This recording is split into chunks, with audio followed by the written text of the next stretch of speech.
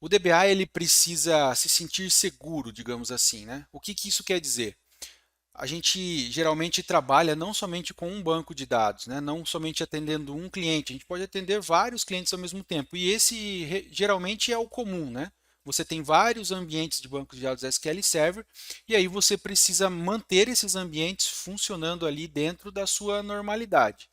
E como que você sabe que aquele ambiente ele está dentro do que é padrão para ele ou ele começou a ter ali algum tipo de problema? Quando você tem um monitoramento ativo daquele ambiente. Existe um processo que a gente chama de baseline, que nada mais é do que você acompanhar aquele ambiente por um período, geralmente ali uma semana, né, 5 dias ou até 7 dias.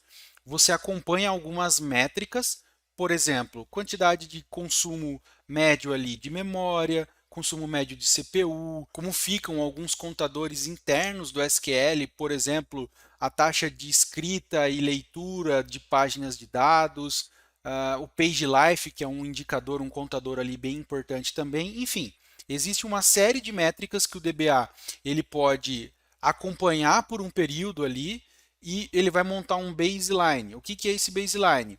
A média que aquele ambiente consome em cada um desses indicadores. E aí, quando você tem esse baseline, fica muito mais fácil de você identificar algum desvio, né? Então, digamos ali que você tem uma média de consumo em um servidor de banco de dados SQL Server, consumo de CPU de aproximadamente entre 60% e 70%. Fica nessa média de 60% a 70%. E aí, em um determinado dia, você percebe que em algum momento ali teve um pico, ficou para 80, 90, depois bateu 100, voltou ali, ficou na casa dos 80, 90. O que você, como DBA, já percebe de cara? Que, bom, como o meu baseline aponta que aquele ambiente ele tem um padrão ali de 60 a 70, e essas métricas agora estão me informando que eu estou muito acima daquilo, está acontecendo alguma coisa ali naquele ambiente que está fazendo com que ocorra esse consumo acima da média, acima do normal.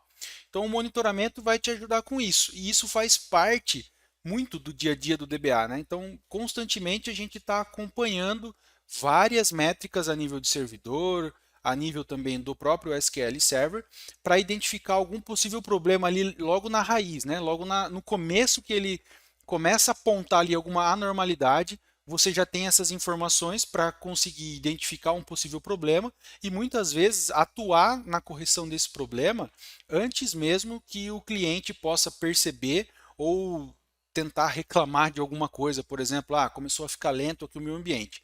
Então esse monitoramento vai ajudar muito no dia a dia a o DBA fazer esse trabalho proativo ali naquele ambiente, tá?